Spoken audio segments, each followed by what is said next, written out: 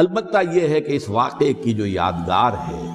اس میں کوئی شک نہیں ہے کہ اس نے مسلمانوں میں سے ایک گروہ کے دل میں قربانی اور شہادت کا جذبہ بہت پیدا کیا، اس میں کوئی شک نہیں۔ اور جس طریقے سے کہ عاشورہ محرم میں یاد منائی جاتی ہے، جس طریقے سے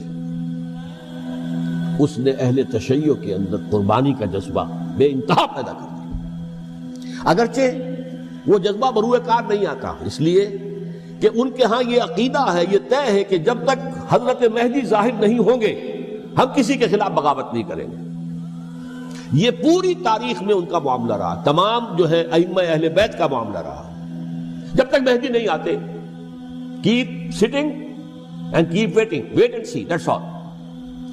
یہ تو خمینی صاحب نے کیا ہے، آیت اللہ خمینی صاحب نے،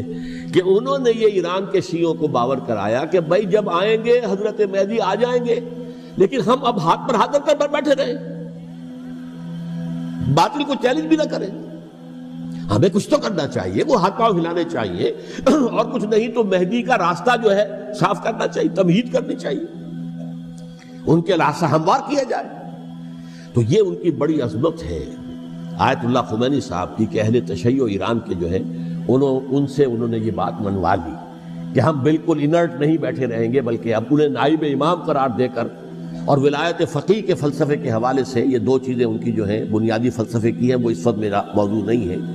انہوں نے عوام کو ایسا کھڑا کیا ہے کہ 20,000 سے لے کر 30,000 کے درمیان انسانوں نے جانیں دی، عورتوں کے جلوس نکلے،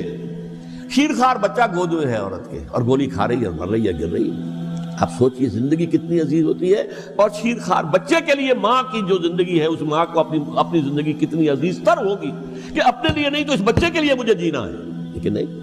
گولیاں کھائیں گے، گری۔ یہ جذبہ انہی میں ہے۔ واقعہ یہ ہے کہ اہل سنت کے اندر یہ جذبہ نہ ہونے کے برابر ہے۔ یہ میں واشگاف الفاظ میں کہہ رہا ہوں، پورے عالم اسلام میں صرف شیعہ ایران ایسا نکلا ہے کہ جس نے بادشاہت کا خاتمہ کیا، باقی سعودی عرب میں بادشاہت بیٹھی ہوئی ہے، ڈٹ کر بیٹھی ہوئی، اربوں ڈالر کا ایک ایک محل بنتا ہے ان بادشاہوں کا، اور سنی سن ہے، سن، کوئی حرکت نہیں۔ وہ تو اب جو حرکت ہو رہی ہے وہ اینٹی امریکن حرکت ہے جو ہو رہی ہے، وہ در حقیقت وہ مسئلہ بالکل دوسرا ہے جو اس وقت ہو رہا ہے، لیکن یہ کہ عالم اسلام میں کوئی تحریک ایسے نہیں اٹھی۔ یہ اہل تشیع میں ہے جو بالکل استثنائی بات ہے کہ انہوں نے جو ہے ایک ایسا بادشاہ جس کو کہا جاتا تھا کہ اس کا جو اسلحہ خانہ ہے وہ ایشیا میں سب سے بڑا اسلحہ خانہ ہے، جو 2500 سالہ پرانی جو ایک عظمت تھی ایران کی، اس کو دوبارہ تازہ اور زندہ کرنا چاہتا تھا۔ 2500 سالہ برسی اس نے منائی تھی، اس کے لیے ایک شہر آباد کیا تھا کہ خسرو یا سائرس یا ذوالقرنین قرآن مجید کی اصطلاح میں اس کی یادگار بنائی تھی، اور وہ سوچ رہا تھا کہ وہی عظمت دوبارہ ایران کی ہوگی جو کہ خسرو کے زمانے میں تھی، جس کا قرآن مجید میں سورہ کہف کے اندر ذکر ہے، مشرقی فتوحات، مغربی فتوحات، شمالی فتوحات۔ تو وہ بادشاہ ہے، اس کو بھاگنا پڑا ہوا قربانی کی وجہ سے۔ تو یہ جو ہے واقعہ کربلا نے، اس میں کوئی شک نہیں ہے کہ ایک ایسی مشعل روشن کی ہے جس کو کہ ہر شخص کو دیکھنا چاہیے۔ یہ بھی انسان، جیسے کہ اقبال نے ایک شعر کہا تھا غالب کے لیے، فکر انسان پر تیری ہستی سے یہ روشن ہوا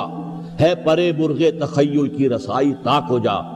تو فکر انسان پر حضرت حسین کی قربانی سے یہ واضح ہوا ہے کہ انسان کس حد تک جا سکتا ہے قربانی دینے کے لیے اپنے کسی مقصد کے لیے۔